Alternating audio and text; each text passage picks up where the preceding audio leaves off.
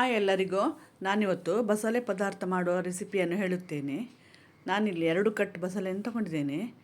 ಇದನ್ನು ಕಟ್ ಮಾಡಿ ಚೆನ್ನಾಗಿ ತೊಳೆದು ನಂತರ ಅರ್ಧ ಗ್ಲಾಸ್ ತೊಗರಿಬೇಳೆಯನ್ನು ಅರ್ಧ ಗಂಟೆ ನೆನೆಸಿಟ್ಟು ಕುಕ್ಕರಲ್ಲಿ ಫಸ್ಟಿಗೆ ತೊಗರಿಬೇಳೆ ಹಾಕಿ ನಂತರ ಕಟ್ ಮಾಡಿದ ದಂಟು ಮತ್ತು ಸೊಪ್ಪನ್ನು ಹಾಕಿ 3 ವಿಸಿಲ್ ಬರುವ ತನಕ ಬೇಯಿಸಬೇಕು.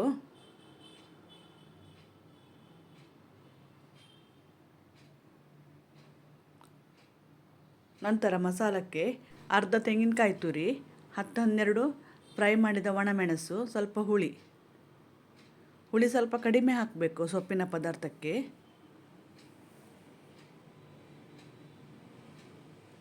ಇದನ್ನು ಚೆನ್ನಾಗಿ ಮಿಕ್ಸಿ ಜಾರಲ್ಲಿ ಹಾಕಿ ಗ್ರೈಂಡ್ ಮಾಡಬೇಕು.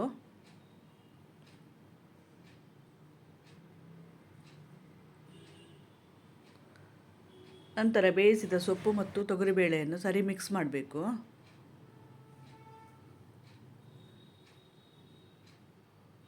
ಇದಕ್ಕೆ ರುಚಿಗೆ ತಕ್ಕಷ್ಟು ಉಪ್ಪು ಮತ್ತು ಗ್ರೈಂಡ್ ಮಾಡಿದ ಮಸಾಲವನ್ನು ಹಾಕಿ ಮಿಕ್ಸ್ ಮಾಡಿ ಸರಿ ಕುದಿಸಬೇಕು.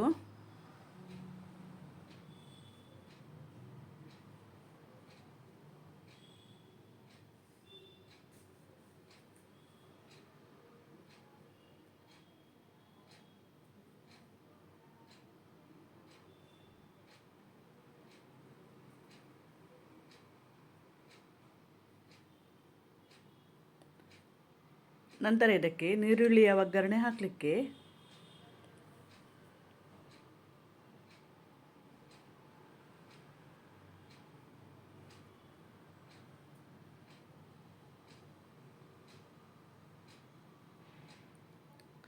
ಇದೀಗ ಕುದಿ ಬಂದಿದೆ.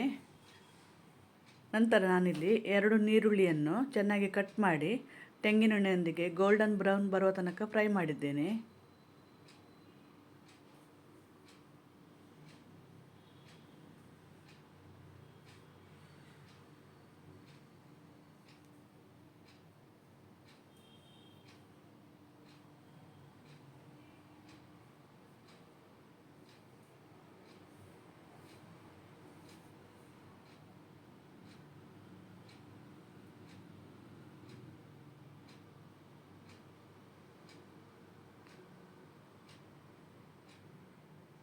ಇದೀಗ ಫ್ರೈ ಆಗಿದೆ.